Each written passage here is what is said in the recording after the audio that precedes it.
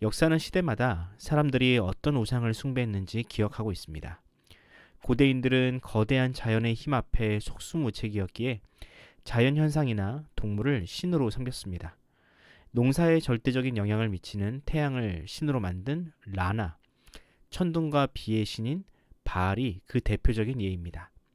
그럼 이런 자연신을 숭배하는 사람들의 신앙은 과연 우리와 같은 신앙일까? 아니요. 고대인들은 신이 아닌 신을 섬김으로써 얻게 될 풍요를 숭배했을 뿐입니다. 그 욕심을 있는 그대로 드러낼 수 없으니 종교적 행위로 그 욕심을 둔갑시킨 것입니다. 중세와 르네상스 시대를 거치며 자연신의 자리는 점차 인간의 이성과 과학으로 대체되기 시작했습니다.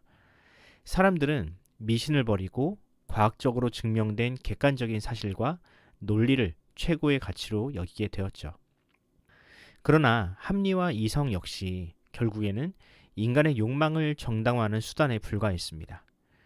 이성의 발전은 인간의 가치를 드높이기보다 오히려 인간을 수단과 도구로 전락시켰고 끝내 인간의 끝없는 욕심을 채워주는 돈이 진정한 우상으로 군림하게 되었습니다. 오늘날에는 이데올로기가 새로운 우상으로 떠오르고 있습니다. 제국주의 시대와 냉전 시대를 거치면서 전 세계적으로 오직 자국의 이익만을 내세우는 극단적인 민족주의가 팽배해졌고 세상을 내 편과 네 편, 좌와 우로만 가르려는 세력이 정치의 중심으로 떠오르고 있습니다. 이러한 극단적인 대립은 나와 생각이 다른 사람을 모두 적으로 규정하고 있죠. 저는 이데올로기라는 이 새로운 우상이야말로 인간이 자기 자신을 신격화하려는 시도의 절정이라고 생각합니다.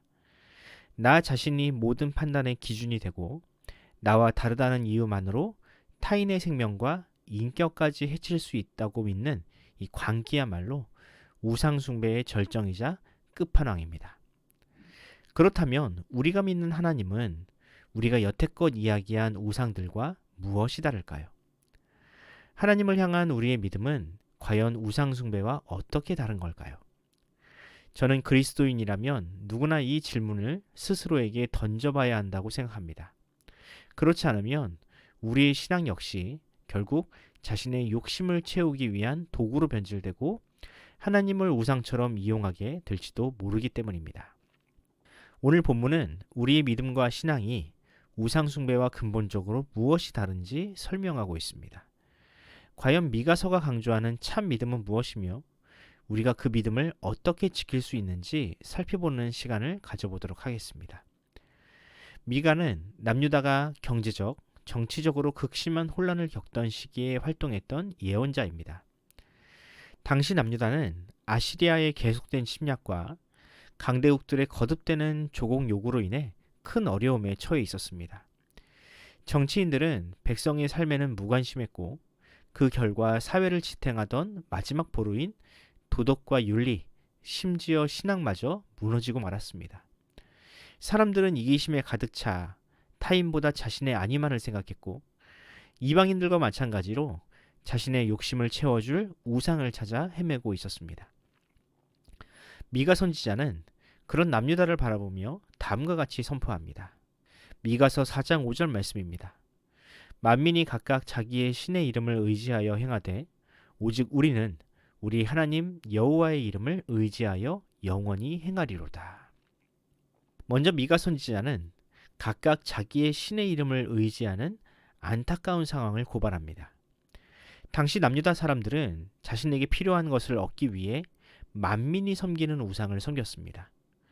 풍요를 원할 때는 바알을, 다산을 바랄 때는 아스다롯을, 소원을 이루고 싶을 때는 자녀를 몰래에게 바치는 끔찍한 일까지 벌어졌습니다. 이렇듯 수많은 신을 섬겼지만 결국 그들이 진정으로 섬긴 것은 신을 만들어낸 자기 자신이었습니다. 자신의 필요와 욕망에 따라 신을 만들거나 선택했고 그 신을 통해 자신의 목적을 이루려 했습니다. 이런 이기심으로 가득했던 사람들을 향해 미가 선지자는 만민과 대조되는 우리를 강조합니다. 그는 오직 우리라는 표현을 사용함으로써 세상과 구별된 하나님의 택함받은 백성으로서의 특별한 위치와 거룩한 책임을 이야기합니다. 그리고 그 우리를 하나님 여호와와 연결하여 하나님과 우리 사이에 맺어진 특별한 언약 관계를 강조합니다. 우상은 사람의 필요가 사라지면 언제든 그 관계를 끝낼 수 있지만 하나님은 우리와 하나 되어 결코 끊을 수 없는 인격적인 분임을 강조하는 것입니다. 그렇다면 이렇게 인격적인 하나님을 섬기는 사람들은 우상을 숭배하는 사람들과 어떤 차이를 보일까요? 성경은 그 결정적인 차이를 영원함에서 찾습니다. 각자 자신의 신을 찾는 사람들의 행위는 영원하지 않습니다. 자신이 필요할 때는 열정적으로 예배하고 선을 행하지만 원하는 것을 얻고 나면 그 행위의 동기가 사라져 더 이상 예배나 선행이 지속되지 않습니다. 그러나 하나님의 이름을 의지하는 사람은 다릅니다. 그들은 자신의 소원을 이루기 위해 하나님을 예배하거나 선을 행하지 않습니다. 하나님을 예배하는 행위는 오직 하나님과의 인격적인 관계, 특히 그분의 일방적인 사랑과 은혜에 감사하기 때문입니다. 그 사랑과 은혜가 영원하기에 우리는 만민과 다르게 영원히 변함없이 하나님을 찬양하고 예배할 수 있습니다. 이것이 바로 하나님을 섬기는 우리가 우상 숭배자들과 다른 결정적인 이유입니다. 저는 이 말씀이 오늘을 사는 우리에게도 여전히 유효하다는 생각을 했습니다. 지금도 사람들은 자유와 개성이라는 이름으로 스스로를 신처럼 떠받들고 있습니다. 자신의 기분이 나쁘다는 이유로 타인에게 상처를 주고 타인의 고통에는 무관심한 채 오직 명예와 돈, 쾌락만을 쫓고 있죠. 그렇게 세상은 점점 우리라는 공동체를 잃어가고 있습니다. 그렇게 생명력을 잃어가는 세상을 구원하기 위해 예수님이 이 땅에 오셨습니다. 죄 없으신 그분은 기꺼이 십자가를 지고 죄인인 우리와 한 몸이 되셨으며 형언할 수 없는 하나님의 사랑으로 온 세상을 품으셨습니다. 예수님은 마지막 순간까지 사랑하는 가족과 제자들을 사랑하셨고 마침내 부활이라는 영원한 생명을 우리에게 선물하셨습니다. 그렇습니다.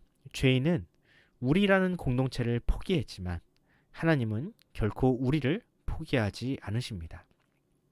이제 우리가 그 사랑에 응답할 때입니다. 변치 않는 그 사랑, 영원한 사랑에 답할 차례입니다.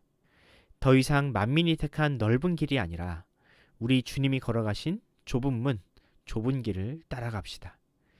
세상의 기준과 가치관을 과감히 버리고 주님이 가신 그 길을 걸어갑시다.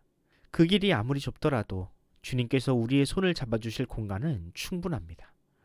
우리의 목자 되신 그분이 우리가 넘어지지 않도록 반드시 인도해 주실 겁니다. 바라기는 오늘 하루 우리의 발걸음이 만민의 길에서 떠나 주님과 동행하는 복된 시간이 되기를 간절히 소원합니다.